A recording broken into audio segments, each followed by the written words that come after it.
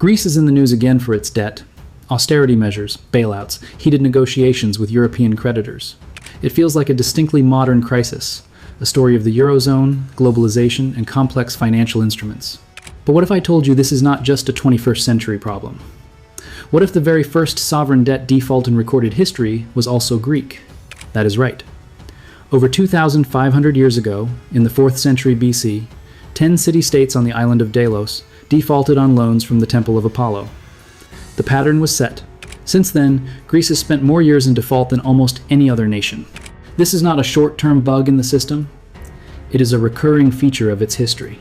So what is going on? Is there something uniquely Greek about debt crises? Or does Greece simply hold up a mirror to the timeless, brutal logic of sovereign borrowing? A logic where geography, politics, and the eternal tension between creditors and debtors create a trap that has been resetting for millennia? Welcome to the Historical Audit, where we find the missing pieces behind history's greatest events. Our story begins not with a nation, but with city-states. Ancient Greece was a collection of fiercely independent polis, like Athens, Sparta, and Thebes.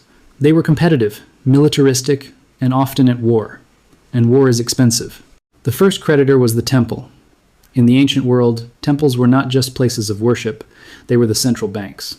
They accumulated vast wealth from donations and offerings, which they then lent out. The Temple of Apollo at Delos was the most famous, operating as a major financial hub. City-states would borrow to fund military campaigns, public festivals like Athens' grand naval expansions before the Peloponnesian War, or grain imports during famines. The first default was a strategic necessity. When those 10 city-states defaulted in the 4th century BC, they set a precedent. Why did they default? Likely because repayment was impossible.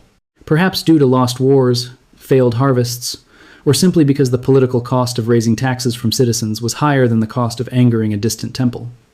The creditors had limited enforcement power. You cannot repo a city-state. This established the core dynamic of sovereign debt. A borrower who cannot truly be forced to pay, making the loan an act of faith as much as finance. The Roman refinement turned debt into imperial control. Fast forward to the Roman era. After conquering Greece, Rome faced a different debt problem. Greek cities and provinces were chronically indebted to Roman bankers and tax collectors called publicani. This debt became a tool of control. When cities like Athens or Sparta rebelled, crushing debt burdens kept them in line. When they were compliant, debts might be forgiven as a political favor. The debt crisis was no longer just economic. It was a lever of imperial power. The pattern emerges. External shock or ambitious spending triggers borrowing from a powerful external institution. The resolution is default, restructuring, or political absorption. This ancient template feels eerily modern. Swap Temple of Apollo for IMF or European Central Bank, and naval fleet for pension system or Olympic Games. The structural relationship is the same. A local government borrows from a powerful external institution to meet its obligations, creating a dependency. When have you seen a modern institution use debt as a tool of influence? Greece vanished as an independent entity for nearly 2,000 years under Roman, Byzantine, and Ottoman rule. But the debt story did not pause. It transformed. When Greece won its independence from the Ottoman Empire in the 1820s, it was born bankrupt.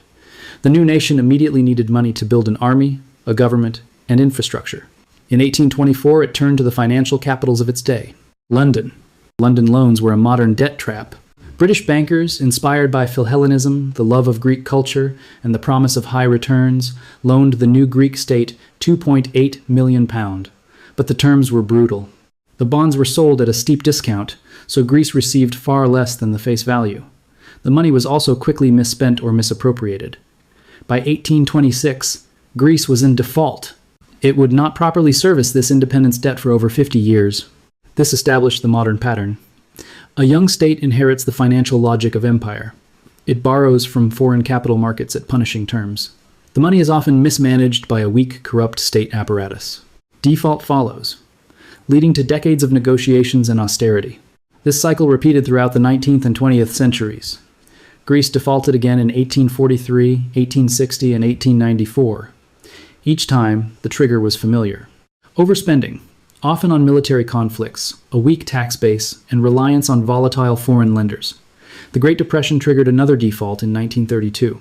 Each default led to foreign control of Greek revenue streams, like customs duties to secure repayment. a direct echo of Roman-era control. So, is the problem geography? Greece's mountainous terrain has always made a unified, productive tax base difficult.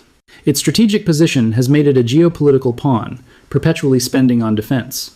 Its political culture, forged in clientelism and opposition to distant rulers like the Ottomans and then foreign creditors, often views the central state as something to be exploited, not served. This creates a perfect storm: high spending needs, low revenue collection, and constant borrowing. The 2009 debt crisis felt like a new chapter, but it was the oldest story, played out on a grander stage. Greece joined the Eurozone in 2001, gaining access to low-interest German and French loans. It spent lavishly on the 2004 Olympics, public sector wages, pensions. Tax evasion remained endemic. The global financial crisis of 2008 was the trigger, exposing that the money had run out. The new temples were called the Troika. Just as ancient city-states turned to the Temple of Delos, modern Greece turned to a trio of institutions: the European Central Bank, the International Monetary Fund, and the European Commission, collectively called the Troika. The bailouts came, but with conditions: brutal austerity, pension cuts, tax hikes, mass privatizations. The social cost was catastrophic.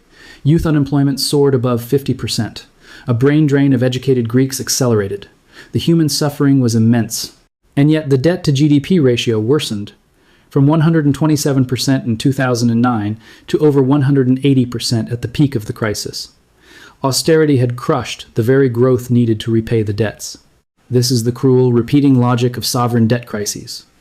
Austerity, demanded by creditors to ensure repayment, often cripples the economy, making repayment even harder. It is a doom loop. The ancient world had it too. Demanding tribute from a ravaged city only ensures it cannot produce wealth next year. Why does this logic persist for 2,500 years? After auditing 2,500 years of Greek debt, immutable patterns emerge. First, the geography trap. Greece's location as a crossroads between Europe, Asia, and Africa has made it a strategic prize, necessitating military spending. Its terrain hinders economic integration and efficient taxation. Geography is not destiny, but it sets a hard stage. Second, the political economy of weak states. From ancient city-states to modern democracies, Greek governance has often been characterized by strong local interests, clientelism, and difficulty building a robust, impartial, tax-collecting state. This leads to chronic deficits.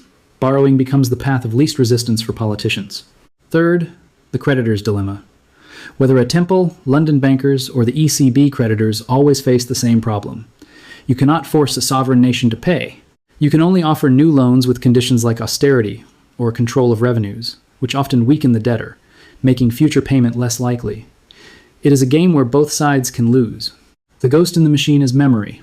Financial markets have long memories. Greece's history of default made lenders wary for centuries, charging at higher interest rates, a default premium. This makes borrowing more expensive from the start, setting the stage for the next crisis. It is a self-fulfilling prophecy written across millennia. So, is Greece uniquely flawed? No. It is uniquely transparent. Its history lays bare the fundamental contradictions of sovereign debt that every nation faces but often masks. Debt is never just an economic transaction. It is always, inevitably, a political relationship, a power relationship. It is about who must sacrifice, who has control, and what happens when the faith that binds the deal breaks down. The marble columns of the Temple of Apollo are ruins, the City of London's ledgers are digital, but the essential drama remains. A community in need, a lender with power, and the eternal, difficult reckoning between them. Greece's story tells us that debt crises are not anomalies. They are the periodic resetting of this ancient, unresolved tension. If this audit has made you see today's headlines as part of a story centuries in the making, you are starting to think like a historian. Hit subscribe, share this with someone who debates economics, and join the audit as we keep looking for the patterns in the chaos.